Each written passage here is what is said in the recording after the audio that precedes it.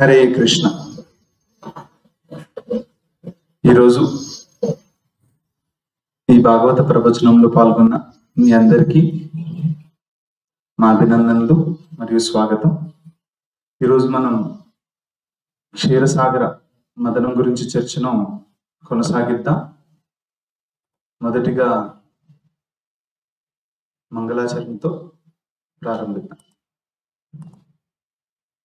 నమో విష్ణుపాదాయ కృష్ణ ప్రేష్ఠాయ భూతలే శ్రీమతే భక్తి వేదాంత స్వామిన్ ఇతి నామినే.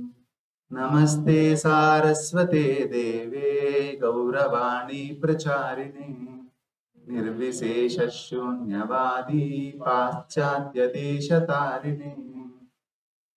చతుర్థే శ్రీహరిం వందే వైకుంఠం పంచమే తథా షష్ఠే జితం మహామీనం శేషం చ ధరణీధరం. శ్రీ నృసింహం చ కూర్మం చ సదన్వంతరి మోహినీం సప్తమే వామనం వందే నమః పరశురామతే.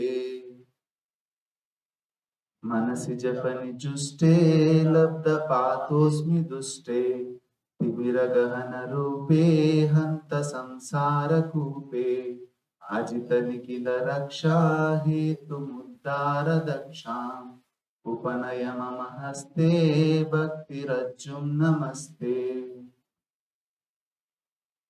पृष्ठे भ्राम्यद मंद मंदरगिरि ग्रावाग्रकण्डूयना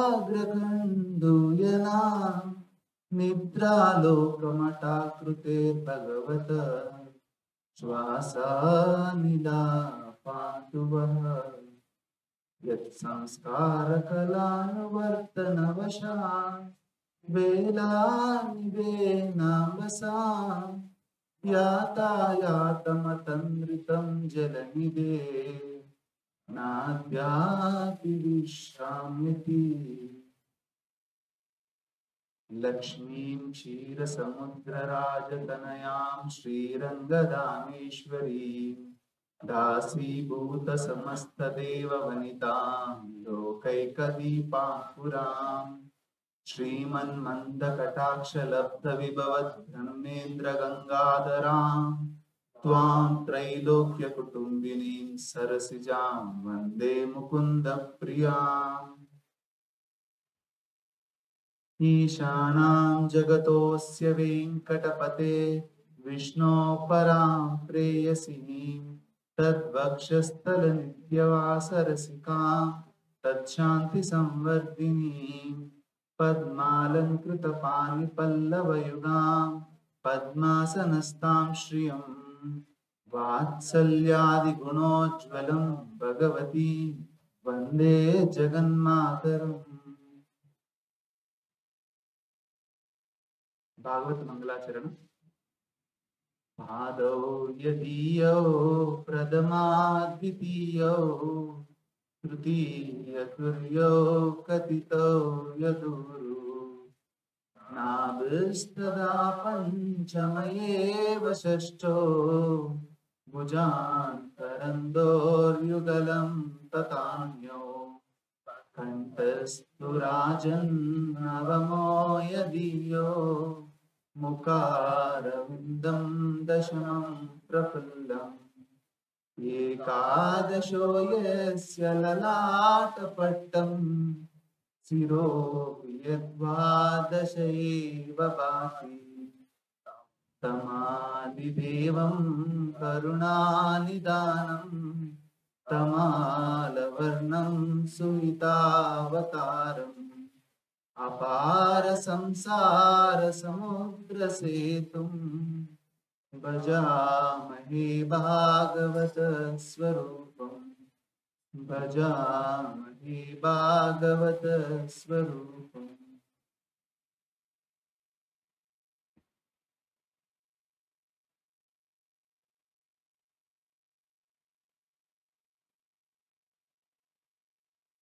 नारायणं नमस्कृत्य नरं चैव नरोत्तमं देवीं सरस्वतीं व्यासं ततो जयमुदीरये. शृण्वतां स्वकथा कृष्ण पुण्यश्रवणकीर्तनः हृद्यन्तस्तोऽध्यभद्राणि विधुनोति सुहृत्सताम् नष्टप्रायेषु भद्रेषु नित्यं भागवत सेवया भगवत्युत्तमश्लोके भक्तिर्भवति नैष्ठिकी।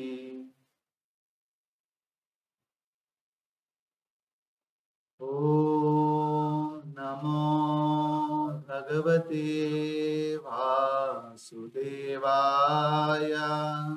ॐ नमो भगवते वासुदेवाय। ॐ नमो भगवते वासुदेवाय।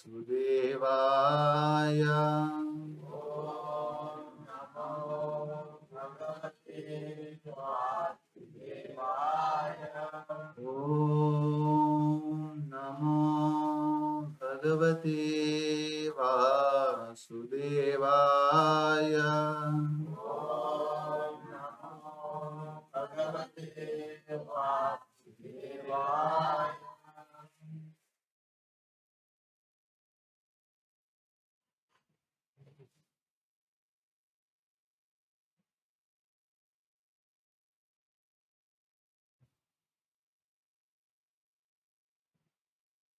హరే కృష్ణ.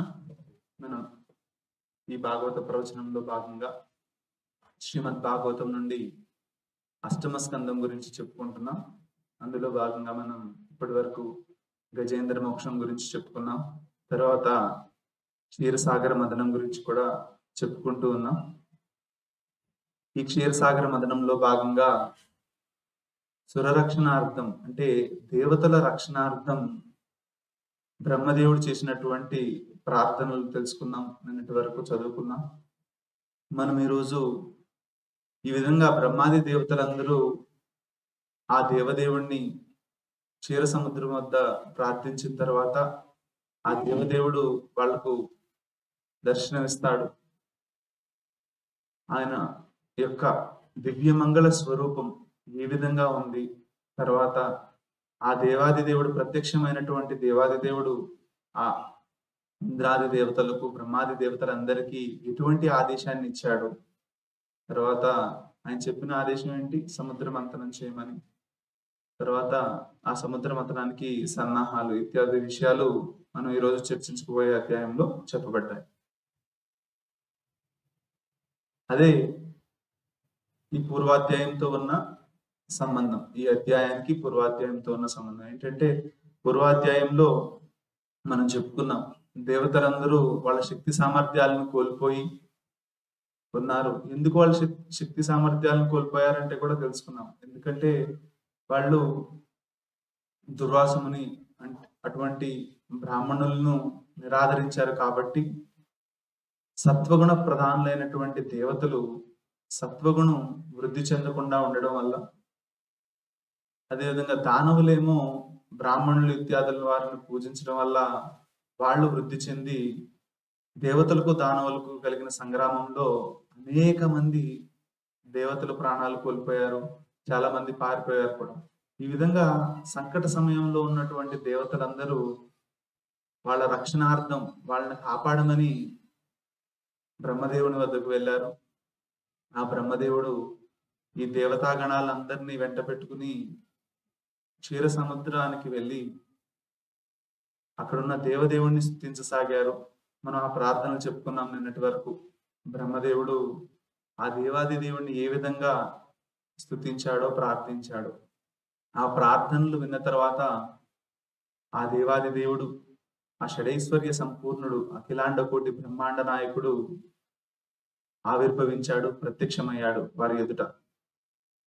అయితే ఆయన యొక్క దివ్యమంగళ స్వరూపం ఏ విధంగా ఉందో, ఎంత నయనానందకరంగా ఉందో, ఎంత శోభాయమానంగా ఉందో, ఎంత దేదీప్యమానంగా ఉందో మనం ఈరోజు అధ్యాయంలో తెలుసుకుందాం. అలా ఆ భగవంతుడు దర్శనమిచ్చిన తర్వాత వాళ్ళ రక్షణార్థం భగవంతుడు సముద్రమంతన లీనలో చేద్దామని తలచి వాళ్లకు ఈ విధంగా చెప్తాడు, మీరు దేవతలు దానవులు మీ ఇద్దరు కూడా సంధి కూర్చుకుని మీరు ఈ క్షీరసాగరాన్ని మదించండి. దాని నుండి మీకు చాలా విషయాలు వస్తాయి. అందులో చివరిగా మీకు అమృతం లభిస్తుంది. ఆ అమృతాన్ని మీరు స్వీకరిస్తే మీరు అమృతత్వాన్ని పొందుతారు. అంటే మరణం లేకుండా ఉంటారు చాలా కాలము అని ఈ విధంగా దేవాది దేవుడు దేవతలకు బ్రహ్మాది దేవతలకు సెలవిస్తాడు. ఆయన ఆదేశానుసారం వాళ్ళు వెళ్ళి దానవులతో సంధి కూర్చుకొని ఈ క్షీరసాగర మథనాన్ని ప్రారంభించడానికి సన్నాహాలు చేస్తారన్నమాట. ఇది ఈ చిత్రంలో చూపిస్తున్నవి ఈ రోజు మనం చెప్పుకోబోయే అధ్యాయముల యొక్క విభాగాలు. మొదటిగా దేవతల ప్రార్థనను మన్నించి ఆ దేవదేవుడు విష్ణుమూర్తి దర్శనమిస్తాడు. తర్వాత ఆయన దివ్యమంగళ స్వరూపం, ఆయన రూప సౌందర్యాన్ని సుఖదేవ గోస్వామి చాలా చక్కగా వర్ణిస్తారు 5 శ్లోకాల్లో. అవేంటో చూద్దాం. తర్వాత ఆ దేవాది దేవుడు ప్రత్యక్షమైన తర్వాత బ్రహ్మ మళ్ళీ భగవంతుని కీర్తిస్తాడు. అంటే ప్రత్యక్షం అవడానికి ముందు బ్రహ్మదేవుడు ప్రార్థించాడు. ఇప్పుడు భగవంతుడు ప్రత్యక్షం అయిన తర్వాత కూడా బ్రహ్మదేవుడు ఆ విష్ణువుని కీర్తిస్తాడు. అది 2వ భాగం. తర్వాత ఆ దేవాది దేవుడు ఈ సురగణాలందరికీ ఒక ఆదేశాన్ని ఇస్తాడు. ఏమిస్తాడు ఆ ఆదేశం అంటే, మీరందరూ దేవతలు దానవులు సంధిని కూర్చుకుని క్షీరసాగరాన్ని మదించండి అని చెప్తాడు. తర్వాత ఆ క్షీరసాగర మదనానికి సన్నాహాలు జరుగుతుంటాయి. ఆ క్షీరసాగర మదనం కోసం మందర పర్వతాన్ని తీసుకొస్తారనమాట. ఆ మందర పర్వతం చాలా చాలా బరువుగా ఉంటుందన్నమాట. సాధారణ పర్వతాల కంటే చాలా బరువుగా ఉంటుందంట. ఎందుకంటే ఆ పర్వతం అంతా బంగారంతో కూడి ఉంటుందట. అందుకే సాధారణంగా బంగారం రాయి కంటే డెన్సిటీ ఎక్కువ, సాంద్రత ఎక్కువ. అందుకే వాళ్ళందరూ కూడా మొయ్యలేకపోతారు అనమాట. చాలా పెద్ద పర్వతం. అప్పుడు దేవాది దేవుడే ఆ పర్వతాన్ని గరుడ వాహనంపై తీసుకొచ్చి అక్కడ క్షీరసాగరంలో అక్కడ వదులుతాడనమాట.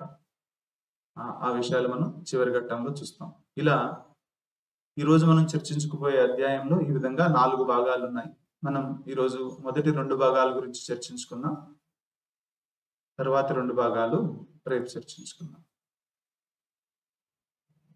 మొదటి శ్లోకం. సుఖదేవ్ గోస్వామి పరీక్షిత్ మహారాజ్కి చెప్తున్నాడు. మనం చెప్పుకున్నాం భాగవతం సుఖదేవ గోస్వామికి పరీక్షిత్ మహారాజ్కి మధ్య జరిగిన సంవాదం. ఆయన పరీక్షిత్ మహారాజుకి చెప్తున్నాడు. ఇప్పుడు వరకు చెప్పాడు కదా, బ్రహ్మాది దేవతలందరూ ఆ దేవదేవుణ్ణి స్తుతించారు అని చాలా చాలా ప్రేయర్స్, చాలా చాలా ప్రార్థనలు చెప్పాడు ఇప్పుడు వరకు బ్రహ్మదేవుడు. అవన్నీ చెప్పిన తర్వాత ఇప్పుడు సుఖదేవ గోస్వామి ఈ విధంగా చెప్తున్నాడు. ఏం చెప్తున్నాడు? శ్రీ శుక ఉవాచ ఏవం స్తుతస్సురగణై భగవాన్ హరిరీశ్వరః తేషామావిరభూద్రాజన్ సహస్రార్కోదయద్యుతిః. సుఖదేవ్ గోస్వామి చెప్తున్నాడు. ఏం చెప్తున్నాడు?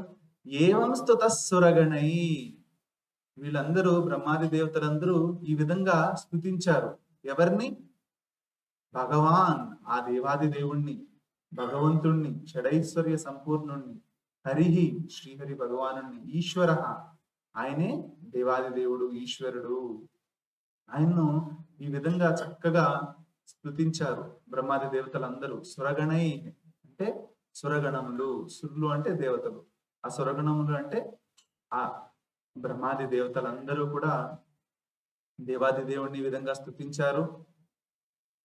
వాళ్ళు ఆ విధంగా స్తుతించిన తర్వాత తేషామావిరభూద్రాజన్, అప్పుడు వాళ్ళందరి కోసం భగవంతుడు ఆవిరభూత్ అంటే ఆయన ప్రత్యక్షమయ్యాడు, ఆవిర్భవించాడు. ఓ రాజా, ఓ పరీక్షిత్ మహారాజా, ఈ విధంగా బ్రహ్మాది దేవతలందరూ ఆ దేవాది దేవుణ్ణి చక్కగా స్తుతించిన తర్వాత వారి ఎదుట ఆ దేవాది దేవుడు ప్రత్యక్షమయ్యాడు. అప్పుడు దేవాది దేవుడు ప్రత్యక్షమైన తర్వాత అక్కడ పరిస్థితి ఏ విధంగా ఉందంట? భగవంతుడు ఏ విధంగా ఆ ఆవిర్భవించాడు. భగవంతుడు ఆవిర్భవించిన తర్వాత ఎంత దేదీప్యమానంగా ఉన్నాడో ఆ చివరి పాదంలో చెప్తున్నారు సుఖదేవ గోస్వామి వారు. సహస్రార్కోదయ ద్యుతిః అంటే సహస్రం అంటే ఏమి? 1000. అర్కము అంటే సూర్యుడు. సహస్ర అర్క అంటే 1000 సూర్యుళ్ళు. ఉదయం అంటే ఉదయించారని. అంటే ఒక సూర్యుడు ఉదయిస్తేనే చాలా వెలుతురొస్తుంది. మనం సూర్యుడిని డైరెక్ట్‌గా నేరుగా చూడలేము సూర్యబింబాన్ని. ఎప్పుడైతే 1000 సూర్యుళ్ళు ఒకేసారి ఉదయిస్తే ఎంత తేజోవంతంగా ఉంటుందో, ఎంత దేదీప్యమానంగా ఉంటుందో, ఎంత ప్రకాశవంతంగా ఉంటుందో, అటువంటి ప్రకాశవంతంగా ఉన్నాడట భగవంతుడు. అంత ప్రకాశం ఒక్కసారే వచ్చేసరికి వీళ్ళందరూ కూడా చూడలేకపోయారనమాట. ఎందుకంటే ఎప్పుడైనా సూర్యుడు తీవ్రంగా ఉన్నప్పుడు మనం చూడాలనుకుంటే చూడలేము. కళ్ళు మిరుమిట్లు గొలుపుతాయి. అదేవిధంగా భగవంతుడు ఆవిర్భవించినప్పుడు 1000 సూర్యుల్లో ఒకేసారి ఉదయించినంత ప్రకాశం కలిగిందట. అటువంటి ప్రకాశాన్ని వాళ్ళు చూడలేకపోయారు. వాళ్ళ కళ్ళు మిరుమిట్లు గొలిపాయట. మనం చాలా సార్లు చెప్పుకుంటాం. భగవంతుడు అజుడు అని. అంటే జన్మ లేనివాడు, జన్మరహితుడు అని. కానీ భగవంతుడు ఈ లోకంలో ధర్మ సంస్థాపనార్థం కోసం అనేక సార్లు అనేక అవతారాలు తీసుకుంటూ ఉంటాడనమాట. జన్మలేనివాడు అనేక అవతారాలు తీసుకుంటూ ఉంటాడు. ఎవరైతే ఇటువంటి భగవంతుని యొక్క జన్మము మనలాంటి సాధారణ జన్మ కాదు, అది దివ్యమైనది అని ఎవరైతే తెలుసుకుంటారో వాళ్ళకు మళ్ళీ జన్మ అంటూ ఉండదు. అదే భగవంతుడు భగవద్గీతలో కూడా చెప్పాడు. జన్మ కర్మ చ మే దివ్యం ఏవం యో వేత్తి తత్వతః త్యక్త్వా దేహం పునర్జన్మ నైతి మానేతి శోచన. ఆ విధంగా పుట్టుక లేనటువంటి భగవంతుడు ఇక్కడ స్వరరక్షణార్థం ఆవిర్భవించాడు, ధర్మాన్ని స్థాపించడం కోసం. ఆయన ఈ విధంగా ప్రత్యక్షమైనప్పుడు ఆవిర్భవించినప్పుడు చాలా దేదీప్యమానంగా ఉన్నాడు అనమాట. 1000 సూర్యుళ్ళు ఒకేసారి ఉదయిస్తే ఏ విధంగా ఉంటుందో అంతటి దేదీప్యమానంగా ఉన్నాడట. ఈ విధంగా చాలా దేదీప్యమానంగా ఈ చిత్రంలో చూపిస్తున్నట్టుగా ఉన్నాడు. వీళ్ళందరూ చూడండి ఇక్కడ ఇలా కంటికి చేతిని అడ్డు పెట్టుకుని చూస్తున్నారు. ఆ తేజవంతాన్ని వాళ్ళు చూడలేకపోతున్నారు. ఇప్పుడు తర్వాత శ్లోకంలో సుఖదేవ గోస్వామి చెప్తున్నారు. ఆ తేజవంత అంతటి ప్రకాశం ఒక్కసారి వచ్చేసరికి వాళ్ళు ఏమీ చూడలేకపోతున్నారట. ఏమేం చూడలేకపోతున్నారో చెప్తున్నాడు ఇప్పుడు. తేనైవ సహసా సర్వే దేవా ప్రతిహతే క్షణా నా పశ్యంకం దిశక్షౌణీం ఆత్మానం చ కుతో విభుం. ఎప్పుడైతే ఆ దేదీప్యమానమైనటువంటి ఆ తేజోవంతమైనటువంటి ఆ దివ్యమంగళ స్వరూపం ప్రకాశవంతమైందో, ప్రత్యక్షమైందో దాన్ని చూసి సహసా సర్వే దేవా, ఆ దేవతలందరూ కూడా వాళ్ళ యొక్క చూపు ప్రతిహతేక్షత, ప్రతిహతేక్షణ అంటే ఈక్షణ అంటే చూపు. వారందరి యొక్క చూపు ప్రతిహతించబడింది అంటే వాళ్ళందరి చూపు అడ్డగించబడింది. అంత తేజవంతం కలిగింది. వాళ్ళు ఏమి చూసుకోలేకపోతున్నారంట. ఏమేం చూసుకోలేకపోతున్నారో భగవంతుడు ఇక్కడ చెప్తున్నాడు. నా అపశ్యన్. పశ్యన్ అంటే చూడడం, అపశ్యన్ అంటే చూడలేకపోవడం. ఏమేం చూడలేకపోతున్నారు? దిశ, దిక్కులన్నీ చూడలేకపోతున్నారట. నా అపశ్యన్ ఖం. ఖం అంటే ఆకాశాన్ని చూడలేకపోతున్నారట. దిశ అంటే దిక్కులు, దిక్కులు కూడా ఏం కనబడట్లేదంట వాళ్ళకి. చౌని చ అంటే భూమి, భూమిని కూడా చూడలేకపోతున్నారు. ఆకాశాన్ని చూడలేకపోతున్నారు, దిక్కులను చూడలేకపోతున్నారు, చౌని భూమిని కూడా చూడలేకపోతున్నారట. ఆత్మానం చ వాళ్ళని వాళ్ళు కూడా చూసుకోలేకపోతున్నారట. అంతటి దేదీప్యమానంగా ఉన్నాడు భగవంతుడు. కుతో విభం. ఇంకా వాళ్ళు ఆకాశాన్ని చూడలేకపోతున్నారు, దిక్కులు చూడలేకపోతున్నారు, కనీసం ఈ నేలను చూడలేకపోతున్నారు. వాళ్ళని వాళ్ళు కూడా చూసుకోలేకపోతున్నారు. ఇంకా ఆ భగవంతుని ఏ విధంగా చూడగలుగుతారు? అంతటి ప్రకాశవంతంగా ఉన్నాడు. ఆ భగవంతుని చూసే విషయం వేరేగా చెప్పుకోవాలా అని అంటున్నాడు సుఖదేవ గోస్వామి. ఈ విధంగా అత్యంత దేదీప్యమానంగా భగవంతుడు ప్రకాశం అయ్యాడట. అయితే కొద్దిసేపటికి వాళ్ళు పేరుకుని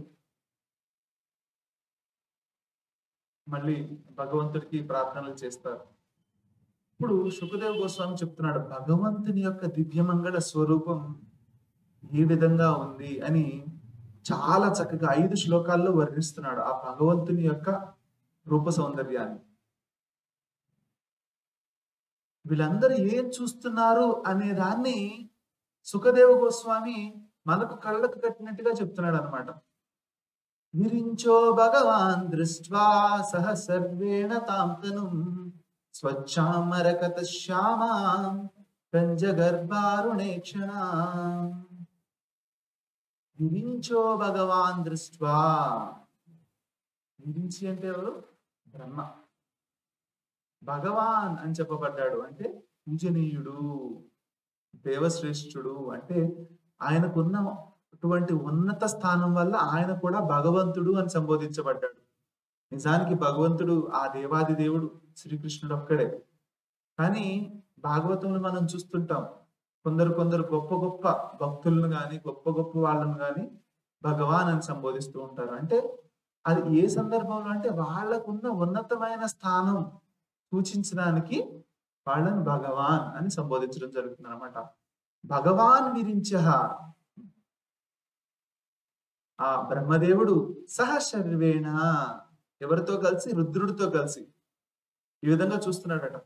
భగవంతుని యొక్క దివ్యమంగళ రూపం చాలా దేదీప్యమానంగా ఉంది. చూడలేకపోయారని చెప్పుకున్నాం. ఆకాశం చూడలేకపోయారు, దిక్కులు చూడలేకపోయారు, ఆ నేలను చూడలేకపోయారు, వాళ్ళని వాళ్ళు కూడా చూడలేకపోయారు. కొద్దిసేపటికి వాళ్ళు పేరుకొని ఈ బ్రహ్మదేవుడు శివుడితో కలిసి ఈ విధంగా చూస్తున్నాడు. మిగతా వాళ్ళు కూడా నిదానంగా చూస్తున్నారు. విరించో భగవాన్ దృష్ట్వా, ఈ విధంగా చూస్తున్నారు. ఏముందంటే భగవంతుడి దివ్యమంగళ రూపం ఎట్లా ఉంది? తాం తను, ఆ మంగళ స్వరూపం ఎట్లా ఉంది? స్వచ్ఛ, చాలా నిర్మలంగా ఉందంట భగవంతుని యొక్క రూపం. మరకత శ్యామం, ఎటువంటి రంగులో ఉన్నాడు భగవంతుడు? మరకతమణి యొక్క ఛాయ కలిగి ఉన్నాడు, నీలవర్ణం కలిగి ఉన్నాడు మరకతమణి లాగా.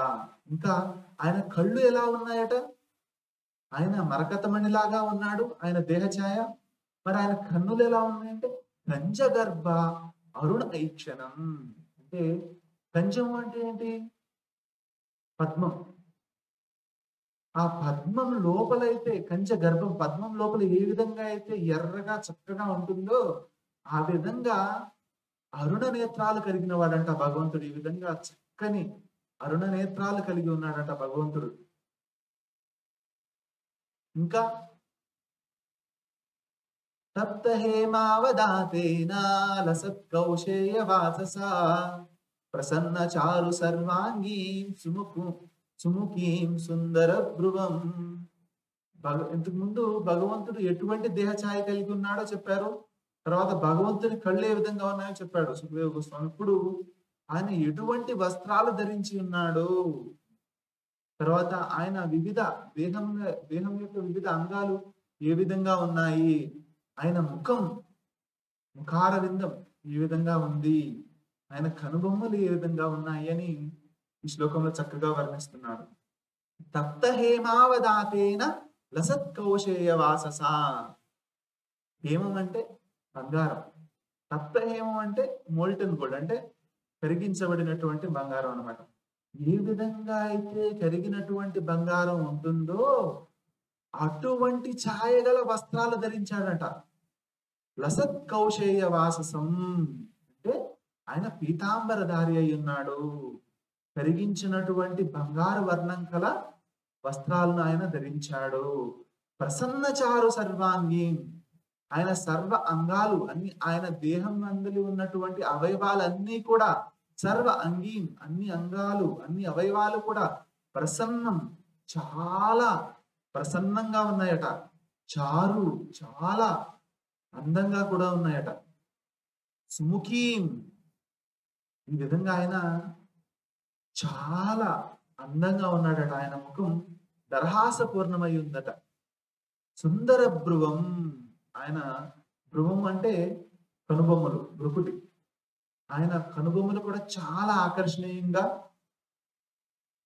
సుందరంగా ఉన్నాయట. ఈ విధంగా భగవంతుడు పచ్చని వస్త్రాలు ధరించాడు. ఆయన అంగాలన్నీ చాలా ఆ నయనానందకరంగా ఉన్నాయట.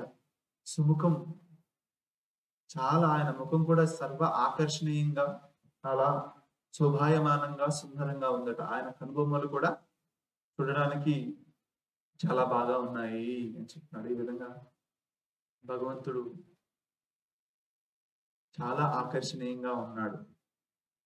భగవంతుడి పేరు కృష్ణుడు అంటేనే సర్వ ఆకర్షితీతి కృష్ణ, అంటే అంతటినీ ఆకర్షించేవాడు.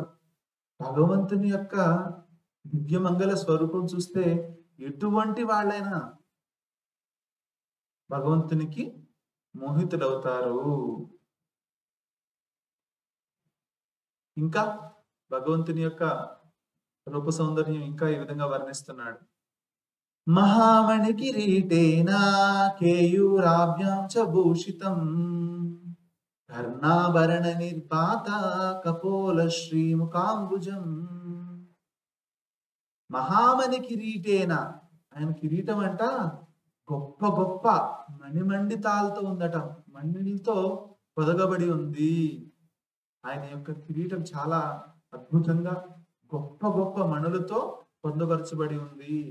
కేయూరాభ్యాంచ భూషితం, కేయూరాలంటే ఈ భుజాలకు ధరించేటువంటి ఆభరణాలు. ఆయన భుజాలకు కూడా అంగదాలు ఉన్నాయట, అవన్నీ అలంకరించుకుని ఉన్నాడట. కర్ణాభరణ నిర్భాత కపోల శ్రీముఖాంబుజం, ఆయన చెవులకు, కర్ణములు అంటే చెవులు, కర్ణాభరణాలు అంటే ఆయనకు చెవులకు ధరించినటువంటి ఆభరణాలు, కుండలాలు, వాటి యొక్క కాంతి ఆయన చెంపలపై పడి, చెక్కిళ్లపై పడి అది వెలిగిపోతూ ఉందట.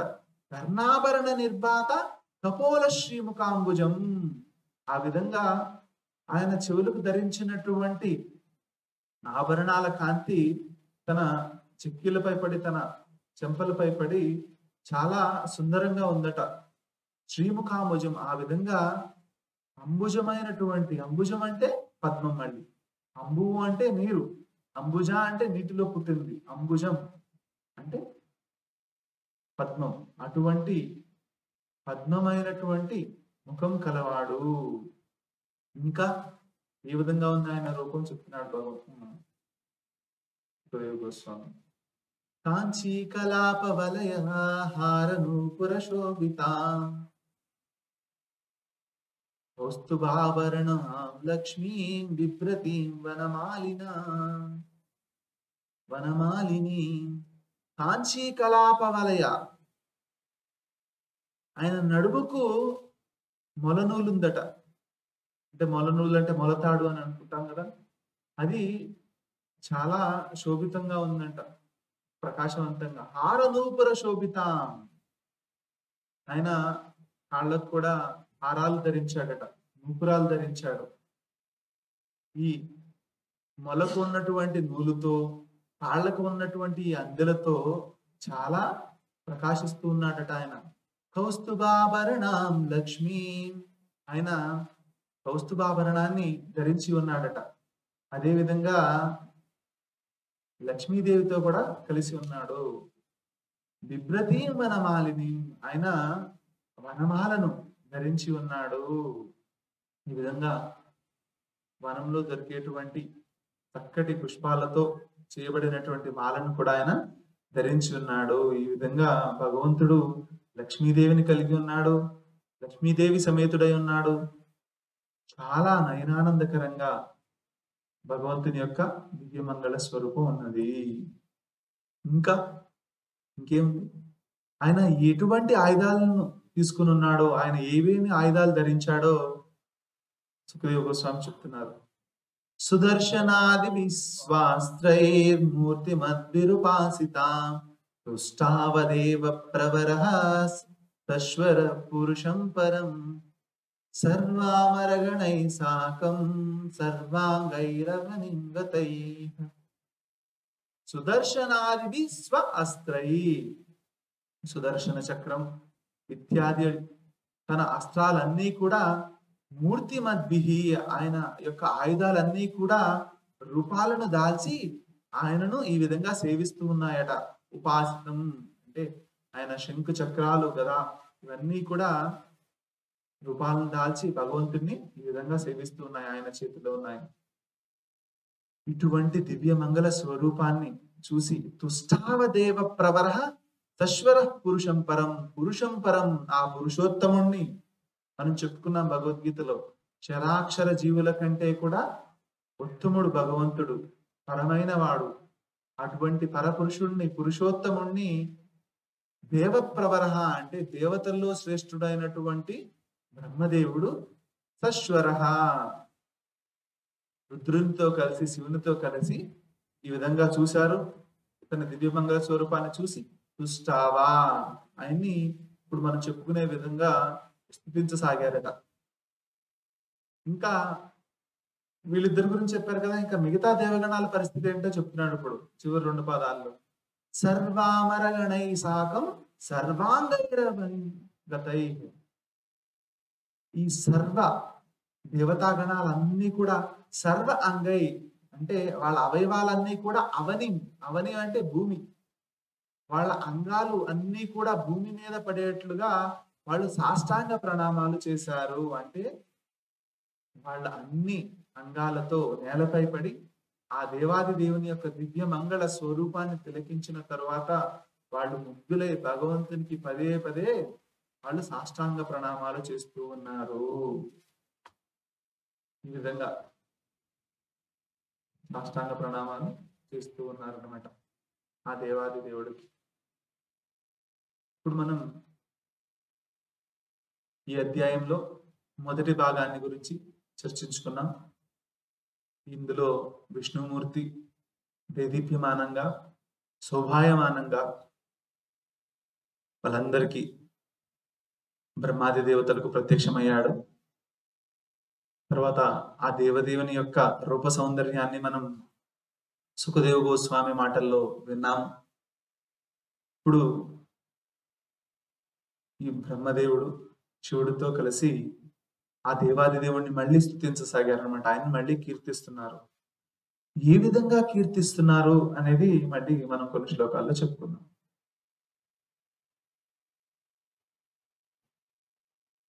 శ్రీ బ్రహ్మోవాచ అంటే బ్రహ్మదేవుడు చెప్తున్నాడు. ఏం చెప్తున్నాడు? అజాత జన్మ స్థితి సంయమాయ గుణాయ నిర్వాణ సుకార్ణవాయ అణోరణిమ్నే పరిగణ్యదామ్నే మహానుభావాయ నమో నమస్తే. అజాయ జన్మస్థితి సంయమాయ బ్రహ్మదేవుడు ఈ విధంగా చెప్తున్నాడు. ఏం చెప్తున్నాడు?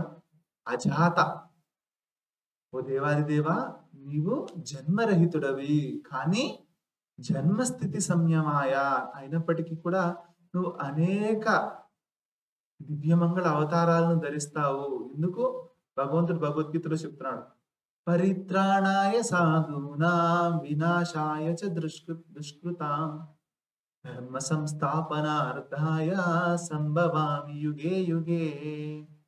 ఈ విధంగా భగవంతుడు తన భక్తులను సంరక్షించడానికి, దుష్టులను శిక్షించడానికి, ధర్మాన్ని చక్కగా స్థాపించడం కోసం ఈ విధంగా ఎప్పుడైతే దేవతలు ఇబ్బందుల్లో ఉంటారో, సంకటంలో ఉంటారో వాళ్ళను రక్షించడం కోసం భగవంతుడు ఇంద్రుని యొక్క ఇంకో శ్లోకంలో చెప్పబడి ఇంద్రారి వ్యాకులంలోకే మృడయంతి యుగే యుగే అని. అంటే ఇంద్రుడు యొక్క శత్రువులను సంహరించడం కోసం, అంటే ఇంద్రుడు దేవతలందరికీ అధిపతి. ఈ దేవతలకు ఎప్పుడైతే సంకటం కలుగుతుందో, ఎప్పుడైతే ఇబ్బంది కలుగుతుందో వాళ్ళని రక్షించడం కోసం కూడా భగవంతుడు మళ్ళీ మళ్ళీ అవతరిస్తూ ఉంటాడు. అగుణాయ, ఆయన అగుణుడు అంటే ఏంటి? భౌతికమైనటువంటి గుణాలు లేనటువంటి వాడు. కానీ భగవంతుడికి అనేకమైన దివ్య గుణాలు ఉన్నాయి. అనంత కళ్యాణ గుణాభిరాముడు ఆయన. కానీ ఆయనకు అగుణాయ, భౌతికమైన గుణాలు ఏమీ లేవు. నిర్వాణ సుకార్ణవాయ అంటే అర్ణవం అంటే ఏంటి? సముద్రం. నిర్వాణ సుఖం అంటే ఈ భౌతిక సుఖం కంటే పరమైనది. ఆధ్యాత్మిక సుఖం, దివ్య సుఖానికి ఆయన సముద్రం అటువంటి వాడు. ఎవరైతే ఈ దేవదేవుణ్ణి ఆశ్రయిస్తారో వాళ్ళు కూడా అటువంటి ఆనందాన్ని పొందవచ్చు. అనోరణిమ్నే, అణువు అంటే ఏంటి? అన్నిటికంటే సూక్ష్మమైనది అణువు, చాలా చిన్నది. అనోరణిమ్నే అంటే అణువు కంటే కూడా సూక్ష్మమైన వాడు, దానికంటే కూడా చిన్నదైన వాడు. చోటు చెప్పకుండా అనోరణీయాం పరిగణ్యదాంనే, నీ యొక్క అవతారాలకు అంతు లేదు, లెక్క లేదు, గణించలేము అని బ్రహ్మదేవుడు చెప్తున్నాడు. మహానుభావాయ, ఓ మహానుభావుడా, నమో నమస్తే, నీకు మేము నమస్కరిస్తున్నాము. నీకు జన్మ లేదు, అయినప్పటికీ కూడా మాలాంటి భక్తుల యొక్క రక్షణార్థం అనేక జన్మలు తీసుకుంటూ ఉంటావు. నువ్వు అనంత కళ్యాణ గుణాభిరాముడు, నీవు దివ్యానంద సాగురుడవు, అణువుల కంటే సూక్ష్మ రూపుడైన వాడు నువ్వు, నీ యొక్క అవతారాలకు అంతు లేదు. అపరిగణ్యదాన్నే, ఓ మహానుభావ, అటువంటి నీకు మేము నమస్కరిస్తున్నాము. ఇంకేం చెప్తున్నాడు బ్రహ్మదేవుడు? రూపం తవైతత్ పురుషర్షభేజ్యం శ్రేయోర్దిభిర్వైదిక తాంత్రికేణ యోగేన దాత సహన స్త్రీలోకాన్ పశ్యామ్యముష్మిన్నుహ విశ్వమూర్తౌ. ఓ విశ్వమూర్తి, ఓ విశ్వరూప, ఓ పురుషోత్తమ, రూపం తవైతత్ పురుషర్షభేజ్యం, ఓ పురుషర్షభ, పురుషులలో శ్రేష్ఠుడా, నీ రూపం ఏదైతే నువ్వు ఇప్పుడు మాకు దర్శనాన్ని కలిగించావో ఇటువంటి దివ్య మంగళ రూపం, ఈజ్యం, ఇజ్యం, ఇది పూజింపదగినది. ఎవరి చేత పూజింపదగినదట? శ్రేయోర్దిభిర్, ఎవరైతే శ్రేయస్సును, పరమ శ్రేయస్సును కోరుకుంటారో, అంటే ఎవరైతే తాత్కాలికమైనటువంటి ఈ భౌతిక సుఖాలను కోరుకోకుండా పరమ శ్రేయస్సు అయినటువంటి ఆ దేవాది దేవుణ్ణి, ఆ పరంధామాన్ని కోరుకుంటారో అటువంటి వాళ్ళు ఈ దివ్యమంగళ స్వరూపాన్ని ఇజ్జతే, పూజిస్తారు. ఏ విధంగా పూజిస్తారట? వైదిక తాంత్రికేణ, అంటే వేద విహితమైనటువంటి వేదాల్లో చెప్పబడినటువంటి తంత్రాల్లో చెప్పబడినటువంటి నారద పంచరాత్రము ఇత్యాది తంత్రాల్లో చెప్పబడినటువంటి పద్ధతులతో ఆ దేవాది దేవుని యొక్క స్వరూపాన్ని, ఆ దేవాది దేవుణ్ణి నిత్యం పూజిస్తారు. వాళ్ళు యోగేన దాత సహన స్త్రీ లోకాన్. ఇంకేం చెప్తున్నాడు బ్రహ్మదేవుడు? ఓ విశ్వమూర్తి, ఈ నీ యొక్క విశ్వరూపమందు మేము ఇవన్నీ చూస్తున్నామని చెప్తున్నాడు. యోగేన దాత సహన స్త్రీ లోకాన్ పశ్యామ్యముష్యన్ను విశ్వమూర్తి. పశ్యామి, మేము ఇవన్నీ చూస్తున్నాం. ఏమేమి చూస్తున్నాడట? సహన స్త్రీ లోకాన్, నీ యొక్క విశ్వరూపంలో మమ్మల్ని మేము చూసుకుంటున్నాం. ఇక్కడ బ్రహ్మదేవుడు చెప్తున్నాడు దేవాది దేవుడుకు, నీ యొక్క విశ్వరూపంలో మేమందరం, ఈ దేవతలు మేమందరం కనబడుతున్నాం. అంతేకాదు త్రిలోకాన్ని, ముల్లోకాలన్నీ కూడా ఏకకాలంలో నీ స్వరూపంలో చూడగలుగుతున్నాము. ఓ విశ్వరూప, నువ్వు విధాతవు, నువ్వే సృష్టిని చేసేవాడు. యోగేన దాత విధాత. విధాత అంటే బ్రహ్మను కూడా విధాత అని చెప్తారు. అంటే ఆయన కూడా సృష్టి చేస్తాడు, కానీ ఆయన చేసేది విసర్గ, సెకండరీ క్రియేషన్ అని ఆయనే చెప్తున్నాడు. అటువంటి బ్రహ్మదేవుడే భగవంతుడు చెప్తున్నాడు, సృష్టి చేసేది నువ్వే, పరదాతవు నువ్వే, పరమైనటువంటి దాతవు నువ్వే, సృష్టిని చేసేవాడు నువ్వే అని చెప్తున్నాడు. ఓ విశ్వమూర్తి, నీలో మేమందరం కనబడుతున్నాము. ఇంకేం చెప్తున్నాడు? త్వయ్యగ్ర ఆసీ త్వయి మధ్య ఆసీ త్వయ్యంత ఆసీ త్వయ్యంత్ర ఆసీదమద వయ్యంత ఆసీదమాత్మతంత్రే త్వమాదిరంతో జగతోస్య మధ్యం ఘటస్య మృత్స్నేవ పరం పరస్తాత్. పరస్మాత్ అంటే ఓ దేవాది దేవుడా, ఓ పూర్ణ స్వతంత్రుడా, మేము పూర్ణ స్వతంత్రులం కావు, కానీ నువ్వైతే పూర్ణ స్వతంత్రుడు. నిన్ను నియమించేవారు ఎవరూ లేరు. ఓ సర్వస్వతంత్రుడా, త్వయి అంటే నీవు అగ్ర ఆసీత్, త్వయి మధ్య ఆసీత్, నీవు మొదట్లో ఉన్నావు, మధ్య ఆసీత్ మధ్యలో ఉన్నావు, త్వయి అంత ఆసీత్ చివరిలో కూడా ఉన్నావు. దేనికి?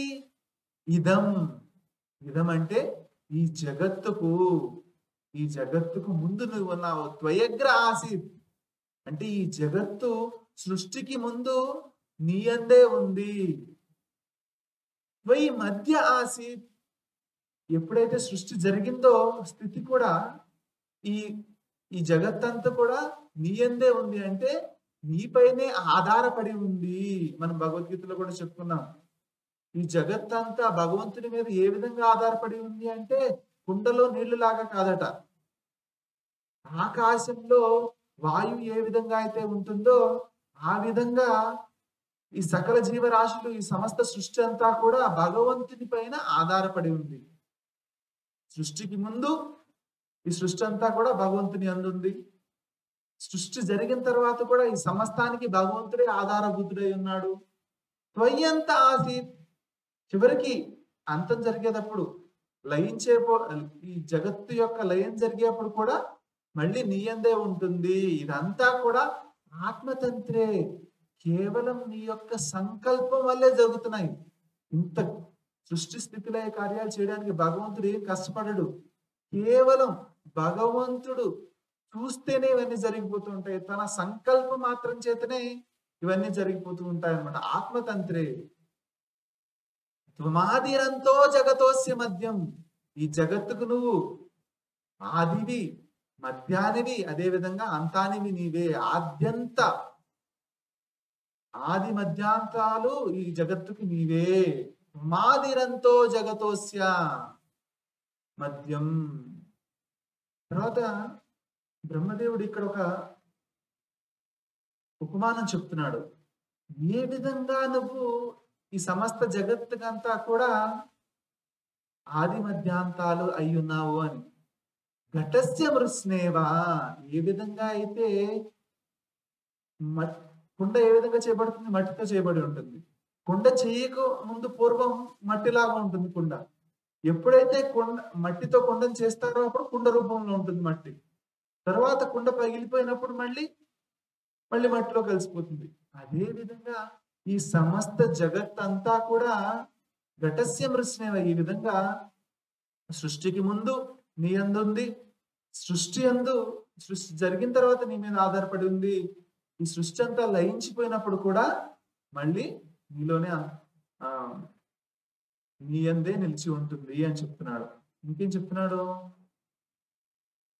ఇదంతా నువ్వు ఏ విధంగా చేస్తున్నావు, ఎలా చేస్తున్నావు అంటే నీ యొక్క ఆత్మమాయ, నీ యొక్క శక్తి అయినటువంటి మాయాదేవితోనే నువ్వు ఇవన్నీ చేస్తున్నావు. నువ్వు ప్రత్యక్షంగా వీటిలో పాల్గొనట్లేదు అని చెప్తున్నాడు.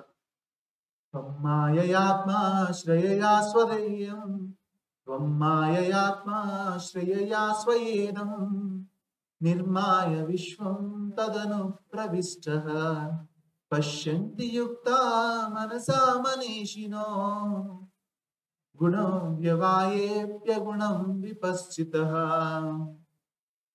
ఏం చెప్తున్నాడు ఇంకా? త్వం మాయయాత్మ, త్వం మాయయా ఆత్మశ్రేయాయ, నిన్నే ఆశ్రయించినటువంటి నీదైనటువంటి నీదే అయినటువంటి మాయ చేత ఇదం, ఈ సమస్త ఇదం విశ్వం, ఈ సమస్త జగత్తునంతటిని నిర్మిస్తున్నావు, సృష్టిస్తున్నావు. నీదే అయినటువంటి మాయ ద్వారా కేవలం నీ సంకల్ప ప్రభావంచే ఈ సమస్త సృష్టిని నువ్వు నిర్మిస్తున్నావు. నిర్మించిన తర్వాత ఏం చేస్తున్నాడు భగవంతుడు? మొత్తం మొదటిగా ఈ జగత్తంతా అచేతనంగా ఉంటుంది. ఎప్పుడైతే భగవంతుడు వీక్షిస్తాడో అప్పుడు ఈ సృష్టి అంతా జరుగుతుంది, చేతనం కలుగుతుంది. మళ్ళీ భగవంతుడు ప్రతి ఒక్క బ్రహ్మాండంలో కూడా ప్రవేశిస్తాడనమాట. తదను ప్రవిష్ట, ప్రతి ఒక్క బ్రహ్మాండంలో ప్రవేశించి ఆ ప్రతి బ్రహ్మాండానికి మళ్ళీ చైతన్యాన్ని కలిగిస్తాడు. తదను ప్రవిష్ట. ఈ విధంగా ఎవరు చూడగలుగుతారు? గుణవ్యవాయే అప్యగుణం. గుణ గుణవ్యవాయేప్యగుణం. నీవు ఈ గుణాలలో ఉన్నప్పటికీ కూడా, అంటే ఈ గుణాలతో నువ్వు ఉన్నప్పటికీ కూడా అప్యగుణం, ఈ గుణాలతో నువ్వు అంటబడవు. ఎందుకు? ఆ గుణాలు మనం చెప్పుకున్నాం భగవద్గీతలో. గుణాలు ఏంటి? ప్రకృతి జనితములు, అంటే మాయా జనితములు అవన్నీ. అటువంటి మాయే భగవంతుని యొక్క సేవకురాలైనప్పుడు అటువంటి గుణాలు భగవంతుని అంటుకుంటాయా? అంటుకోలేవు కదా. అదే చెప్తున్నాడు. కానీ ఎవరు ఈ విధంగా చూడగలుగుతారట? భగవంతుడు ఈ గుణాల్లో ఉన్నప్పటికీ కూడా ఈ గుణాలతో అంటబడడు అని ఎవరు చూడగలుగుతారో బ్రహ్మదేవుడు చెప్తున్నాడు ఈ చివరి 2 పదాల్లో. పశ్యంతి యుక్త మనసా మనీషినో గుణావ్యవాయేప్య గుణం విపశ్చిత. విపశ్చిత అంటే ఎవరికైతే చక్కగా వివేకమైనటువంటి జ్ఞానం ఉందో, ఎవరైతే పరిపక్వమైనటువంటి జ్ఞానం కలిగి ఉన్నారో, యుక్తాహ, ఎవరైతే యోగంలో పరిపూర్ణత సాధించారో, ఏ యోగంలో? భక్తి యోగంలో. ఎవరైతే భక్తి యోగంలో పరిపూర్ణత సాధించారో, ఎవరికైతే ధర్మాధర్మ వివేక జ్ఞానం అవన్నీ చక్కగా ఉన్నాయో, మనీషినో, అటువంటి గొప్ప వ్యక్తులు మాత్రమే, మనసా, అటువంటి వాళ్ళ యొక్క మనస్సు, ఉన్నతమైన మనస్సుతో వాళ్ళు ఈ విధంగా నిన్ను చూడగలుగుతారు. ఏ విధంగా చూడగలుగుతారు? నువ్వు గుణాలతో ఉన్నప్పటికీ కూడా నువ్వు ఈ గుణాలతో అంటబడవు అని వాళ్ళు మాత్రమే తెలుసుకోగలుగుతారు అని చెప్తున్నాడు బ్రహ్మదేవుడు. ఇంకా ఇప్పుడు మరి అటువంటి దేవదేవుణ్ణి పొందే మార్గం ఏంటో చెప్తున్నాడు. దానికి కొన్ని ఉపమానాలు చెప్పి, అదే విధంగా ఈ దేవాది దేవుణ్ణి పొందాలి, నిన్ను పొందాలి అంటే ఏంటి ఉపాయం చెప్తున్నాడు. శ్రద్ధగా వినండి. యథాగ్నిమేధస్య మృతం చ గోషు భువ్యన్నమంబూద్యమనే చ వృత్తిం యోగైర్మనుష్యాదియంతి హిత్వా గుణేషు బుద్ధ్యా కవయో వదంతి.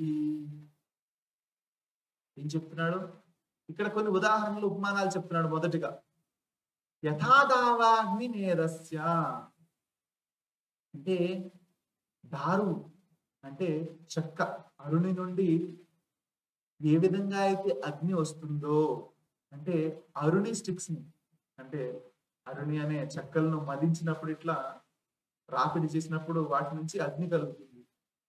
ఏ విధంగా అయితే అటువంటి దారువులో అగ్ని ఉందో, ఎప్పుడైతే మనం ప్రయత్నం చేసి మదిస్తే ఆ అగ్ని బయటకు వస్తుందో, ఇంకా అమృత యథాగ్నిమేధస్య అమృతం చ గోషు, అమృతం చ గోషు.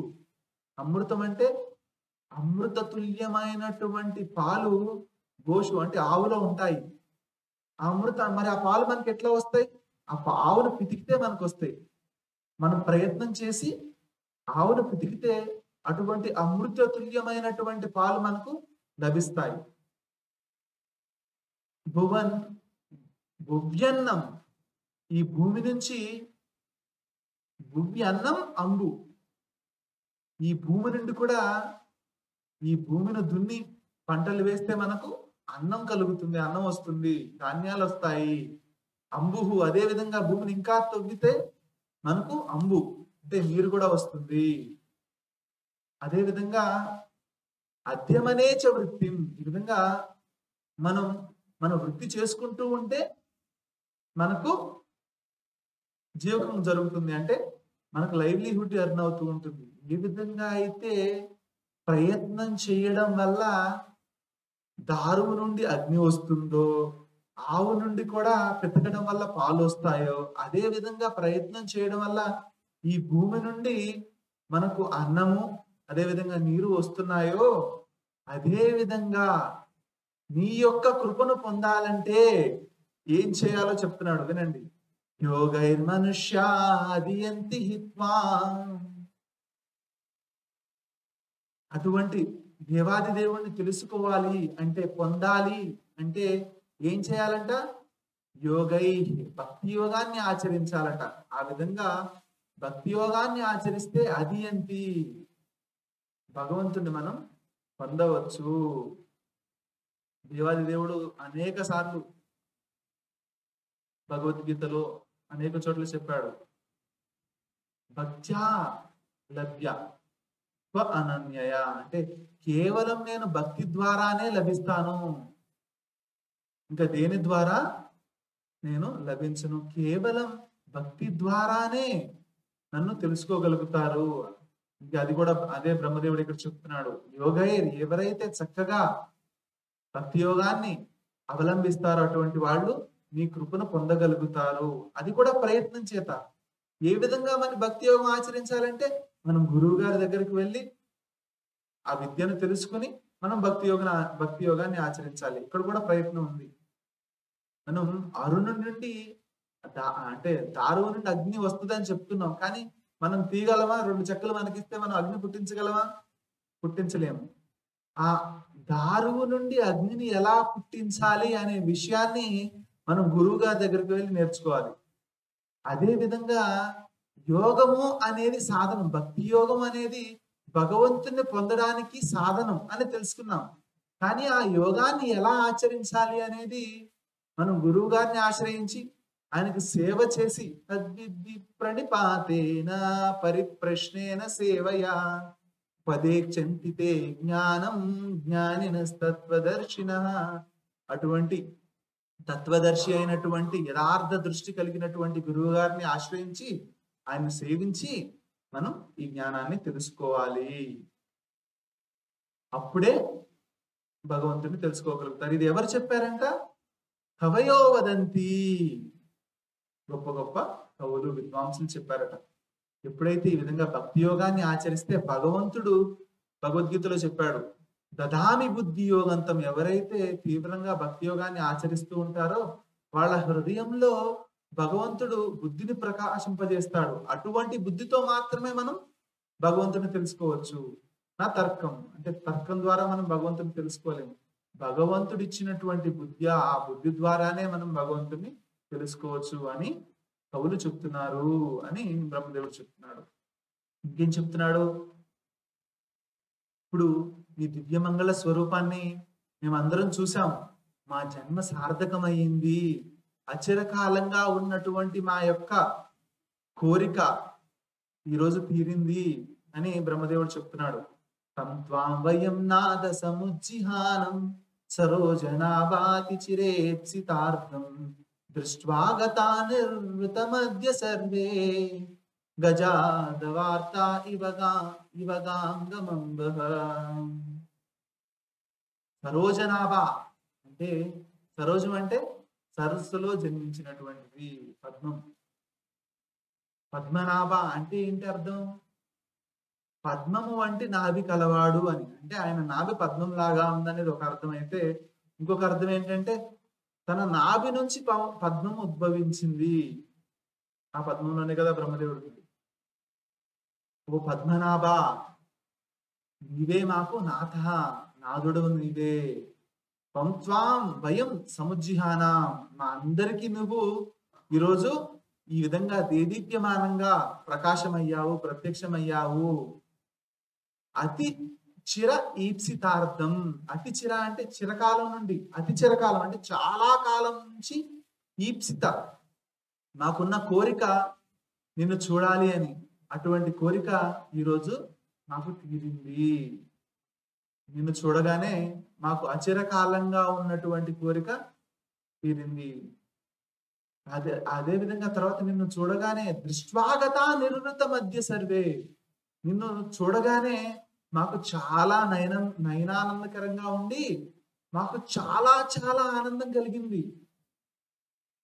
ఎంత ఆనందం కలిగిందంటే ఇక్కడ ఒక ఉపమానం చెప్పారు చివరిలో, చివరి పాదంలో, గజాదావార్త ఇవ గంగాంబః.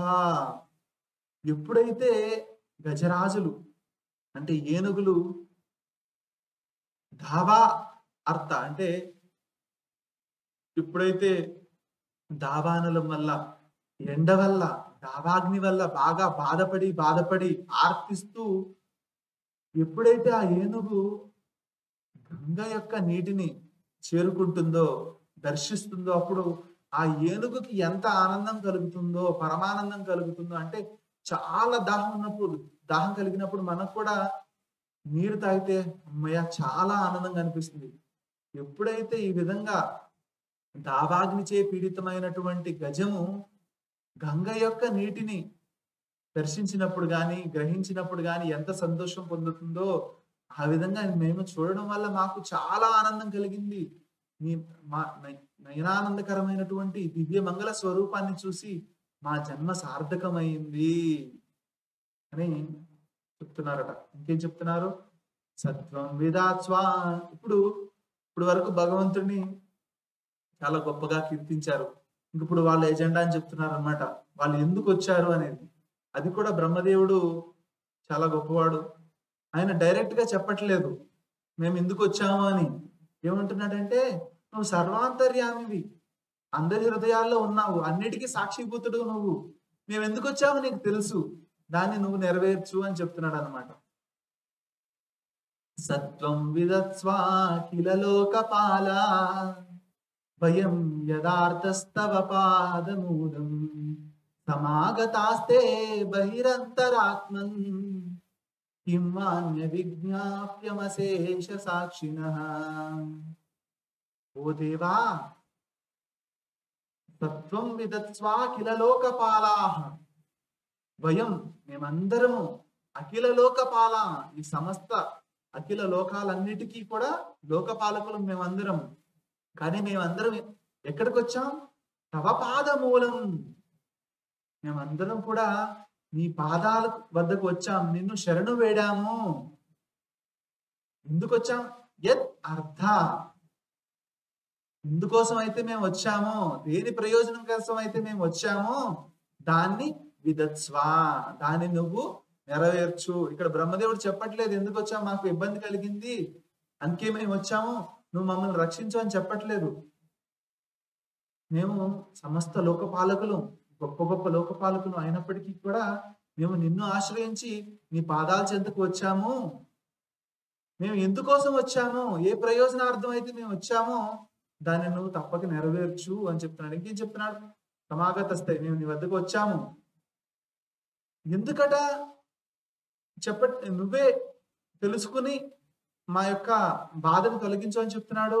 బహిరంతరాత్మన్, నువ్వు అందరి యొక్క లోపల బయట ఉన్నావు, సర్వాంతర్యామివి నువ్వు. అప్యం అశేష సాక్షిణః, నువ్వు అంతటికీ సాక్షిభూతుడువు, అంతటికీ సాక్షి నువ్వే. ఏం జరుగుతున్నా కూడా అది నీకు తెలుస్తుంది. అందరి యొక్క హృదయాల్లో ఉన్నావు, బయట ఉన్నావు, లోపల ఉన్నావు. నువ్వు సర్వాంతర్యామి కాబట్టి మేము ఎందుకు వచ్చామో నీకు తెలుసు కాబట్టి నువ్వు దాన్ని నెరవేర్చు, మా యొక్క ప్రయోజనాన్ని నువ్వు నెరవేర్చు అంటున్నాడు. కిమాన్య విజ్ఞాప, మేము ఎందుకు చెప్పాలి, మేము ఎందుకు వచ్చామో నీకు సపరేట్ గా మేము విన్నవించుకోవాలా? నీకు తెలుసు కాబట్టి, నువ్వు సర్వాంతర్యామి కాబట్టి నువ్వే మా యొక్క ఇబ్బందిని, మా యొక్క సంకటాన్ని తొలగించు అని చెప్తున్నాడు. ఇంకా ఏం చెప్తున్నాడంటే మేమందరం కూడా ఇప్పుడు ఇంకో ఉపమానం చెప్తున్నాడు. ఒక పెద్ద మంట ఎప్పుడైతే రగులుతూ ఉంటుందో ఆ మంట నుంచి చిన్న చిన్న స్ఫులింగాలు, అంటే చిన్న చిన్న మెరుపుల్లాగా చిన్న చిన్న ఇవి వస్తాయి, స్పార్క్స్ వస్తూ ఉంటాయి అన్నమాట. నువ్వు పెద్ద అగ్ని వంటి వాడు, మేమందరం కూడా లోకపాలకులైనటువంటి మేమందరం కూడా చిన్న చిన్న స్పార్క్స్ వంటి వాళ్ళం. మాకు ఏది శ్రేయస్కరమో మాకే విధంగా తెలుస్తుంది. నువ్వే అందరి యొక్క, అంటే నీకే అందరి యొక్క శ్రేయస్సు తెలుసు కాబట్టి మా శ్రేయస్సు ఏంటో తెలుసుకుని దాన్ని నువ్వు మాకు కలుగజేయి, మాకు శుభాన్ని కలిగించు అని చెప్తున్నాడు. అహం గిరిత్రశ్చ సురాదయో ఏ దక్షాదయోగ్నేరివ కేతవస్తే కిం వా విదామేష పృథక్ విభాత విదత్వశం నో ద్విజదేవ మంత్రం. అహం అంటే ఎవరు చెప్తున్నాడు? బ్రహ్మదేవుడు చెప్తున్నాడు కదా. అహం అంటే నేను బ్రహ్మదేవుడిని, గిరిత్రశ్చ శివుడు, సురాదయో ఈ సురగణాలందరూ, ఈ దేవతలందరూ, దక్షాదయో దక్షాది ప్రజాపతులు, వీళ్ళందరూ ఉన్నారు కదా అక్కడ. వీళ్ళందరూ కూడా అగ్నిరివ కేతవస్తే, అగ్ని నుంచి వచ్చేటువంటి స్ఫులింగాల వంటి వాళ్ళు, చిన్న చిన్న స్పార్క్స్ వంటి వాళ్ళు. కింబావిధామేష పృథక్దాత, నీకంటే మేము అన్యులము. నువ్వు గొప్ప అగ్ని వంటి వాడు, కానీ నీకంటే అన్యులైనటువంటి చిన్న చిన్న స్పార్క్స్ మేము. కింబావిధామేష, మా యొక్క శ్రేయస్సు ఏంటో మాకు ఏ విధంగా తెలుస్తుంది? ఓ ఈశా, ఓ భగవంతుడా, విదత్స్వశంనో ద్విజదేవ మంత్రం. కాబట్టి ద్విజదేవ మంత్రం, ద్విజులకు అంటే బ్రాహ్మణులకు, దేవతలకు మంత్రం ఏదైతే శ్రేయస్కరమో, ఏదైతే వాళ్ళ యొక్క రక్షణార్థం కోసం ఏదైతే ఉపయుక్తం అవుతుందో, ఏదైతే ఉపయోగపడుతుందో ఈ దేవతలు బ్రాహ్మణుల యొక్క రక్షణార్థం, దాన్ని విదత్స్వ, మాకు తెలియజేయు, మాకు శుభాన్ని కలిగించు అని బ్రహ్మదేవుడు శివుడితో, దేవగణాలందరితో కలిసి వాళ్ళ విన్నపాన్ని దేవదేవుని ఎదుట ఉంచారనమాట. ఇంకా మనం రేపు ఈ విధంగా ఈ చిత్రంలో చూపిస్తున్న విధంగా దేవదేవుడు ఇప్పుడు వాళ్ళ యొక్క రక్షణార్థం భగవంతుడు ఒక ఉపాయాన్ని చెప్తాడు. భగవంతుడు నిజానికి క్షీరసాగర లీలను చేయాలని వాళ్ళతో ఈ విధంగా చెప్తాడు. ఇప్పుడు దేవతలు, అసురులు చాలా బలవంతంగా ఉన్నారు. ఎందుకంటే సత్వగుణం అంత వృద్ధి చెందట్లేదు కాబట్టి, ఇది అనుకూలం, ఇది అసురులకు అనుకూలమైన సమయం కాబట్టి మీరు అనవసరంగా వెళ్ళి వాళ్ళతో యుద్ధం చేయొద్దు, వాళ్ళతో సంధి కూర్చుకోండి.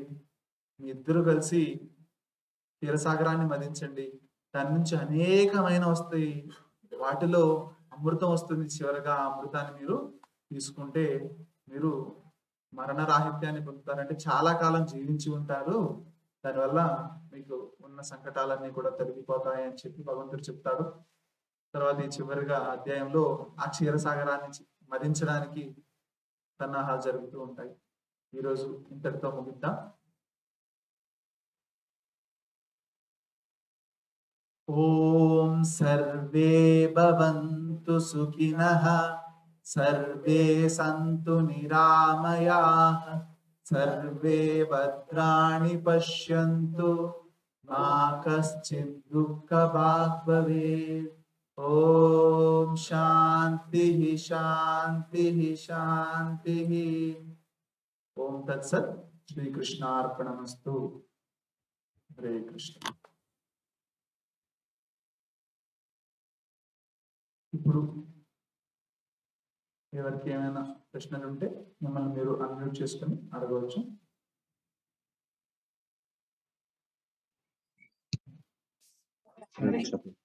హరే కృష్ణ. హరే కృష్ణ ప్రభుజీ, ధన్యవాదాలు. హరే కృష్ణ.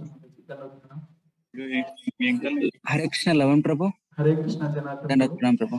ప్రభు will do one round chanting Prabhu. After your answer, question and answer. Hare Krishna Prabhu. Janardan Hare Krishna Prabhu. Hare Krishna. Janardan Prabhu వారు మనందరితో ఒక మాల జపం చేస్తారు. హరే కృష్ణ. హరే కృష్ణ ప్రభుజీ. హరే కృష్ణ. ఏ తులసి మాల ఒకసారి వేసినాక తీయవచ్చా లేకుంటే తీయకూడదు? ఒకసారి వేస్తే మళ్ళీ దాన్ని తీయవచ్చా అంటే తులసి మాల ధరిస్తారు కదా మళ్ళీ దాన్ని మళ్ళా ఏదైనా కారణానికి తీయవచ్చా లేకుంటే తీయకూడదు దాన్ని? అంటే ఏ కారణం చేత? ఒక్కోసారి ఇప్పుడు హాస్పిటల్ పోతారు, ఏదైనా ఎక్స్ట్రా ఇది అని చెప్పి మెడల్ అట్లేం లేదు. హాస్పిటల్కి పోయినా ఎక్కడికి పోయినా మనం ఎప్పుడూ కూడా ఈ తులసి మాలను ధరించే ఉండాలి. ఎందుకంటే ఇది మనం భగవంతుని యొక్క సేవకులము అని తెలిపేటువంటి చిహ్నం. మనం ఎటువంటి పరిస్థితుల్లో ఉన్నా కూడా మనం దీన్ని ధరించి ఉండాలి. ఈ తులసి మాలను ధరించి ఉంటే ఆ యమరాజు మనల్ని సమీపించడట. మనం హాస్పిటల్కి పోయినా ఎక్కడికి పోయినా ఎప్పుడైనా మృత్యు సంభవించవచ్చు కూడా. మనం ఎప్పుడు కూడా ఈ తులసి మాలను తీయకూడదు. ఇట్లా తీయకూడదు అంటే తీయము, తీయవలసిన అవసరం లేదు. హరే కృష్ణ. హరే కృష్ణ.